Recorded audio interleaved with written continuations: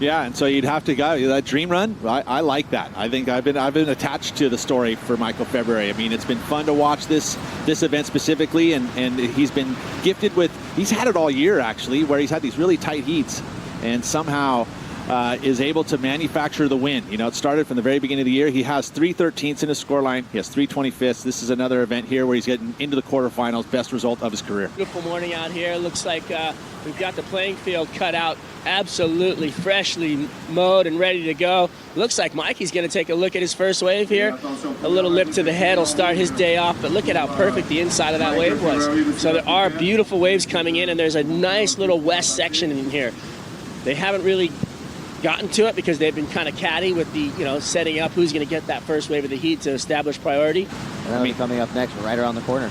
Gabriel, to me, is get back to that. Here we go, Michael February on a beautiful left-hand runner. One big turn, a little hung up in the lip on his opening snap, but now February involved with the first score of the day. You'd like to see him come out of that lip a lot quicker, because it's almost like he put it there and then kind of free fell out of it, took the flow away. Attack today. I mean, it is finals day. You have to attack. Beautiful looking wave.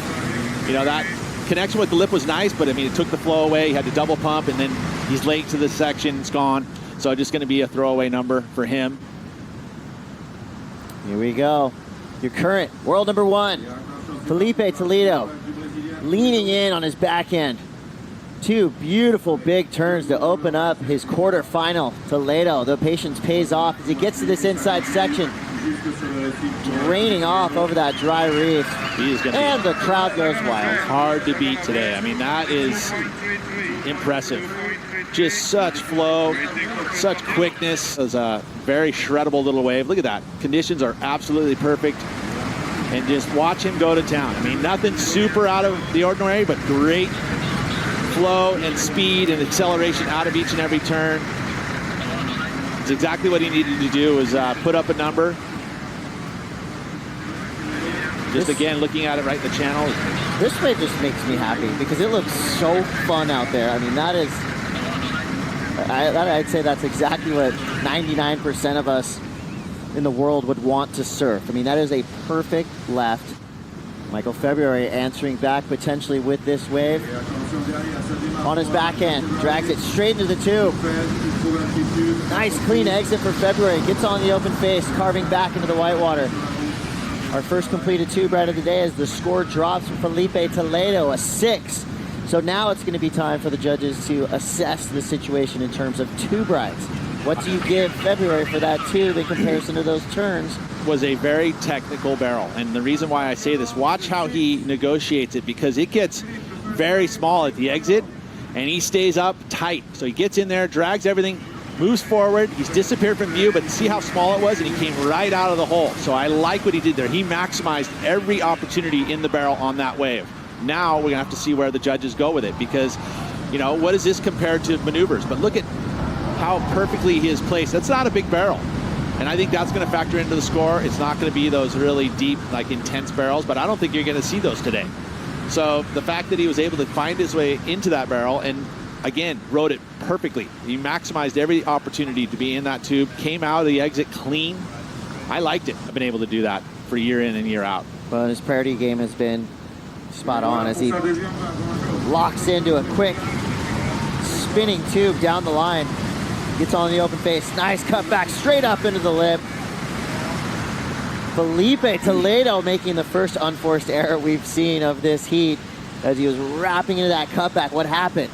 Well, I mean, he's committing, and that's always difficult, coming around those roundhouse cutbacks, and you want to absolutely tag that section, which gives a real point of difference on the cutty. He could have gone low road. Watch this too. I mean, this barrel is much bigger wave, so it's going to be already feels like it's going to be a better number compared to the barrel from Filipe. But as he comes back there, the tentative way to go about it is hit it low. Watch again. Great technique for the barrel. Comes out clean, and then on this cutty, he goes straight up into it where he actually could go low road. So he went committed version. It is very hard to bring that down, going completely opposite with less speed, because you're draining all those speed off the cutty. We'll watch this one come through with Mikey February. Another kind of almondy one, but does really well to pull into that thing. and gets it right in the head on the end there. And so these waves that are a little smaller, they don't have that big open barrel. They have kind of an almond to them, and that's a really hard technical part of it that Pete was talking about, yet the scoring potential is lower as well. As we see February again now on his backhand, straight up in the lip. Pick the quick airdrop. A little mistimed on his second turn as he goes into a third. Now February heading into turn. So you saw in that previous side-by-side view, even just a half a foot of size difference made that wave that Toledo got that much big. What made that wave have such a bigger barrel? Had some longer interval throughout this waiting period. You know, it's 17, 18 seconds, whereas today it's going to be around 13, maybe 12 seconds. So the speed of the wave itself, as we watch this replay here, isn't going to allow it to have, the faster the waves come in, the more intense the barrel is going to be. When it's slower and the wave slows up, you know, it stands up taller, but it doesn't have that round effect. Toledo is winning the priority game here. Both of Toledo's waves are currently in his score line. Here we go. Michael February, quick snap, he goes down. But pretty much had to go on that wave, I would say, without priority, knowing that that maybe had some potential for him. But what do you do now, Pete, if you're Michael February with 11:30 to go? You haven't had priority for the past 5 minutes. 8 seconds left. Is this the 6-5 for Michael February? He's up in time. Up into the lip, gets the float, and goes down. Was that the wave, though? No, it wasn't. But it was kind of cool to think it was for a second. Do you think Filipe Toledo just dodged the bullet? He did a bit. I mean, he had pretty much control of that heat. Although, you know, he'll look at that and go, oh, you know, those mistakes, probably should clean those up. Well, Filipe Toledo is our first semifinalist for the Tahiti Pro Teahupo'o.